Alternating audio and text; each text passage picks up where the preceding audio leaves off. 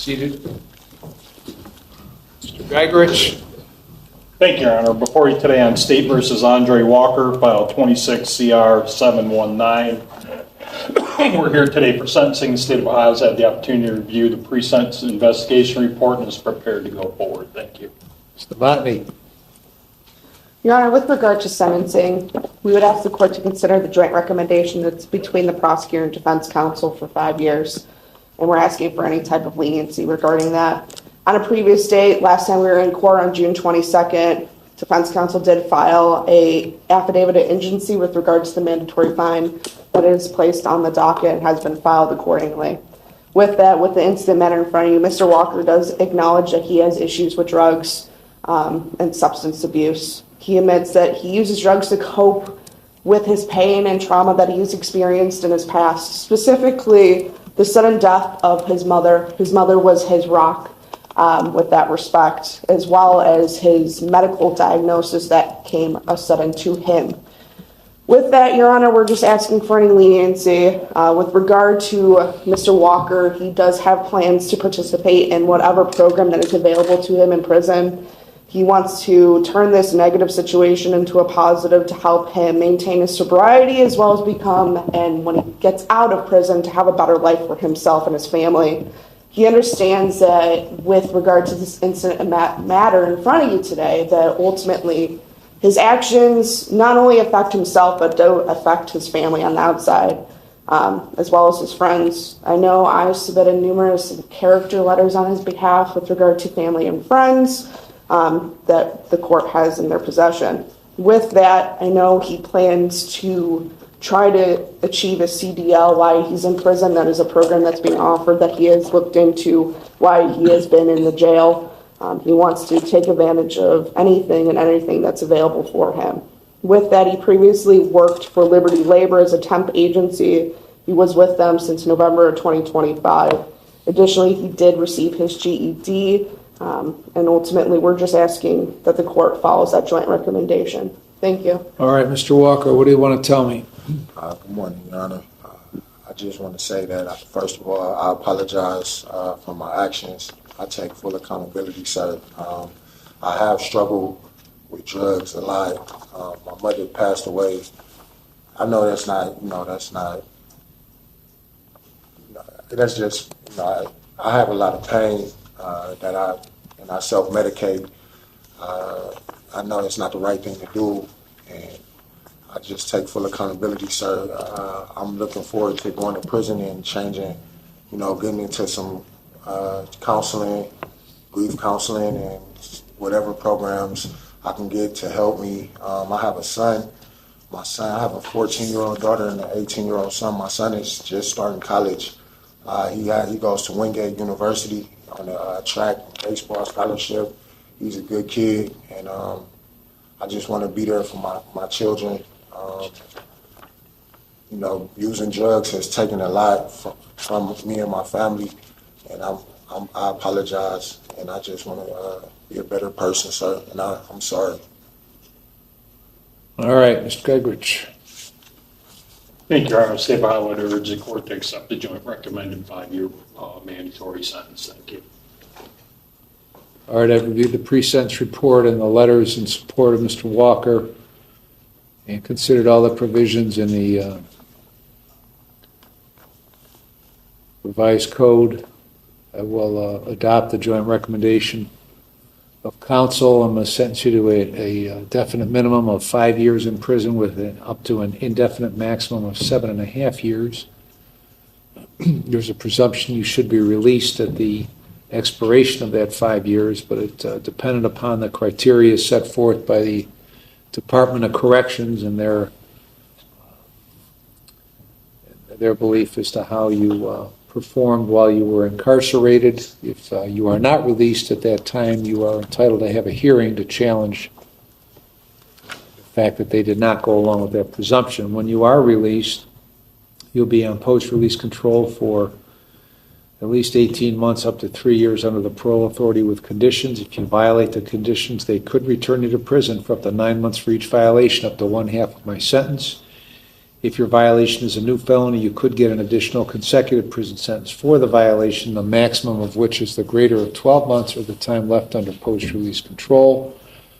There is a mandatory fine which will be waived due to your indigency pursuant to the affidavit that was previously filed. Whatever is subject to forfeiture is forfeited to the state. Is there anything else, Mr. Geigrich? He does have credit for 77 days. Credit for 77 days. Anything else, Ms. Novotny? No, Your Honor. All right. Good luck, Mr. Your Walker. Honor, can I ask about this? When I'm in prison and I do my programming, will I be able to get earned credit for my, what I do while I'm in prison? For what? Like just my treatment or my programming, Earn credit for what? like off my sentence. Well, it's a mandatory sentence, so you're stuck with that 5 years. But, well, could I cite a case that I came across that said? I'll let you talk to Ms. Novotny about that. Okay? All right. All right.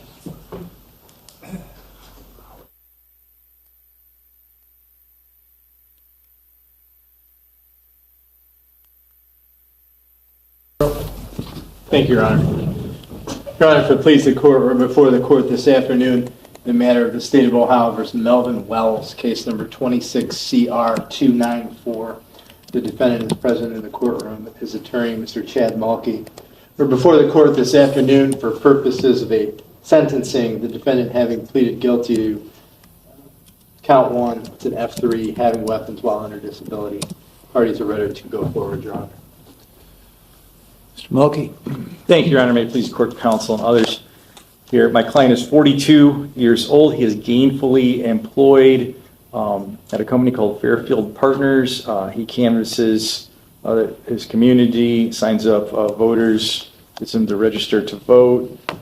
He has a valid driver's license. He has 4 children and a significant other with whom he resides at 26201 Shoreview Avenue in Euclid, Ohio.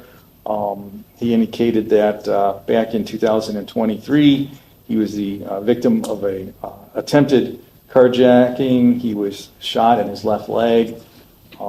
Ever since then, Your Honor, he had felt a need to be protective of himself, of his family, of his children, and had this firearm. It was a poor decision, which he recognizes. Moving forward, Your Honor, he'll find different and alternative methods to deal with his and his family's protection without a firearm. He had negative screens at his pre-sentence interview and at his referral. He's done thinking for a change. He's done several courses while he was in prison for federal incarceration as well, Your Honor. He's had minimal amount of law enforcement contact since his release from prison.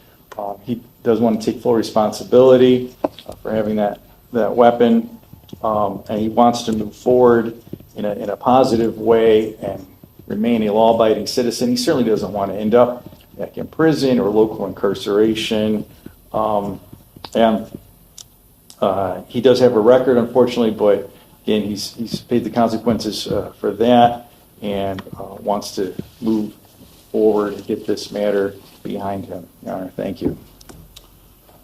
All right, Mr. Wells, what do you want to tell me? Your Honor, I just want to move forward with this. I take full responsibility for my actions, and I'm not making these careless mistakes again. I'm not blaming anybody for the situation that took place, but I was just honest with Mr. Mulkey, the pre-sentence investigation lady, and I'm clearly putting this behind me, and I don't want any trouble, negative trouble with the law, Your Honor. Whose car was that? Which car, sir? The one you were driving? Sir, that was my daughter's car. I was getting it fixed with some of the car with this situation here. Uh-huh. Yeah, that was my daughter's car. Okay. And it was a issue with the plate. I was getting her car fixed. The guy that fixed the car had to come to my house, and unbeknownst to me, he put what do you call those? I guess it was a personalized plate to him because he owns cars. So he Who had was a that? Who was dealership that tag. guy? His name is Rob Farinacci. Okay. and he fixes. He does sway like headliners, interior stuff.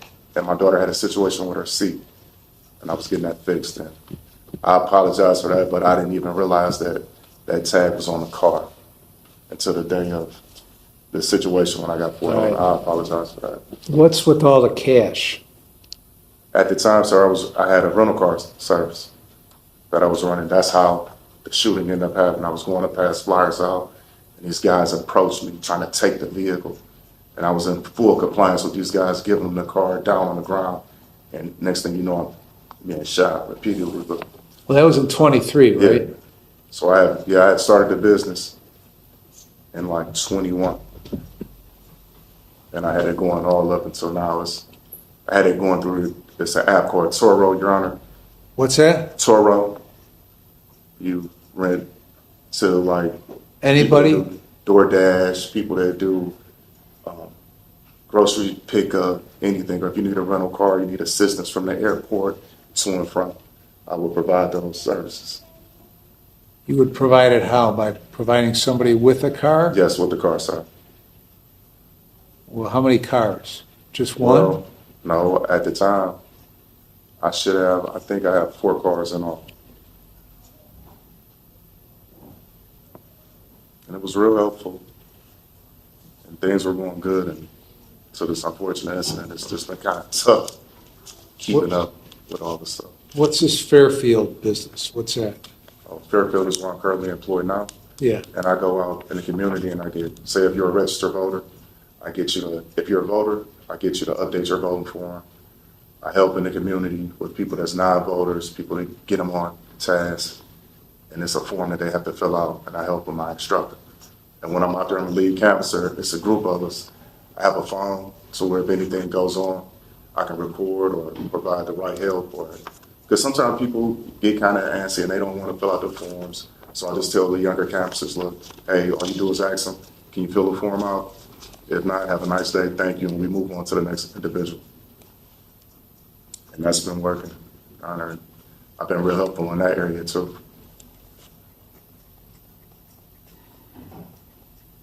You got a rough record, right? Yes, sir.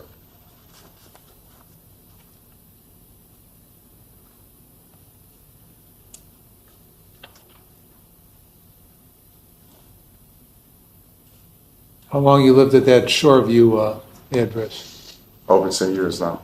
Yeah.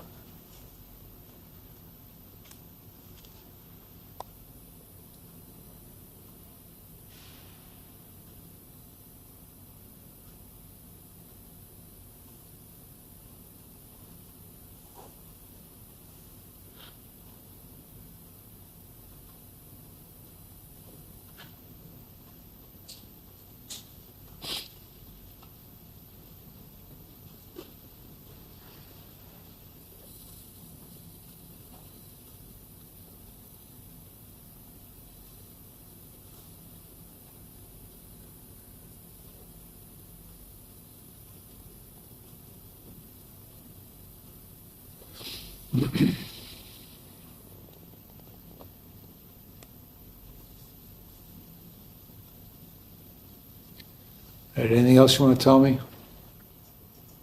Oh, that's it, Your Honor. Thank you for hearing what I had to say, Your Honor. I'm here. Bureau? Your Honor, this is the first time I'm hearing some of this information that the defendant provided to the court, because as far as I knew, from what happened on scene and looking at the police report, the officer reported that when they asked the defendant who owned the car, he said his wife, not his daughter. And they asked the defendant why there's a dealer plate on it, and he said that his wife was test driving the car to determine whether she wanted to purchase it. And then he said he was coming from his house in Euclid and was en route to Pine Ridge Apartments to see his girlfriend. There wasn't any discussion about that it belonged to his daughter and rentals, and this is 5 minutes after midnight. And then regarding the plate, Mr. Farinacci reported to the Eastlake Police Department that after the defendant was arrested, the defendant went back to Mr. Farinacci's business and said, hey, we were in here and you helped us with your car in November, and you left the dealer plate in the car. And Mr. Granacci asked him, well, why didn't you return it to me? And the defendant said, I haven't gotten around to it. So that's a little bit different than what I'm hearing today. And I was going to stand up and recommend community control, and I still am, but I'm concerned because I'm hearing different stories here.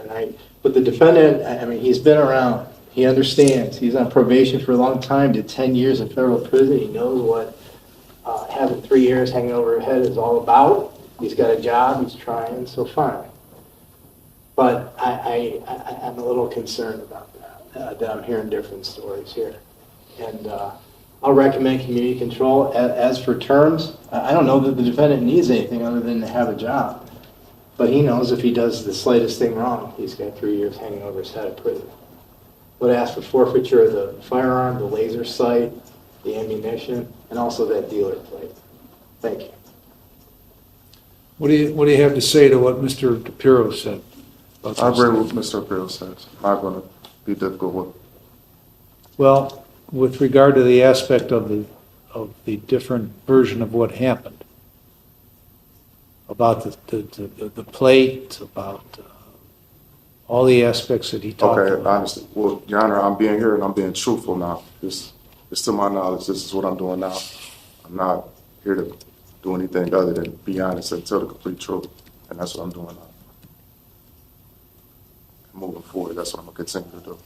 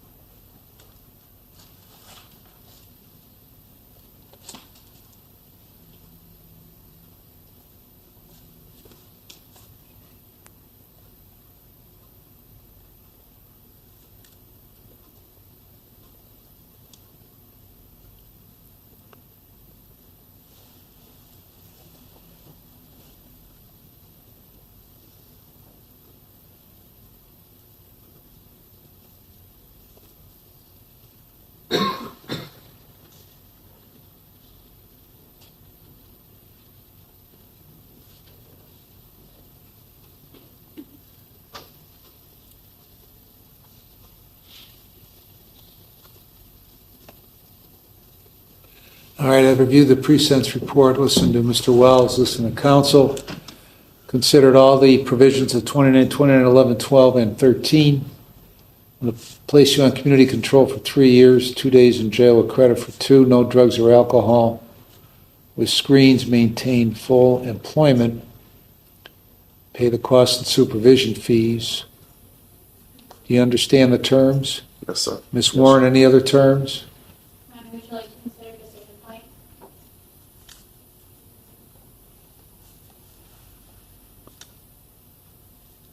No. Forego that.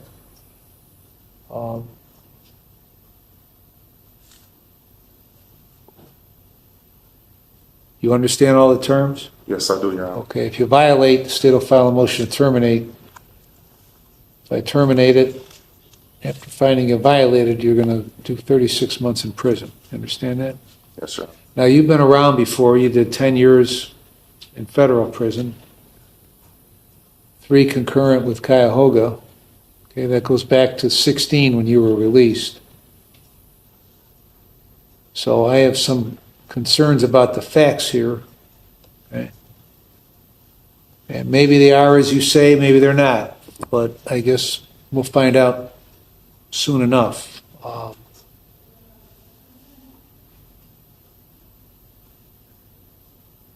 The items subject to forfeiture are forfeited to the state. Is there anything else, Mr. DePiero? No, Your Honor. Thank you. Mr. Mulkey? No, Your Honor, thank you. All right, that's it. Thank you, Your Honor.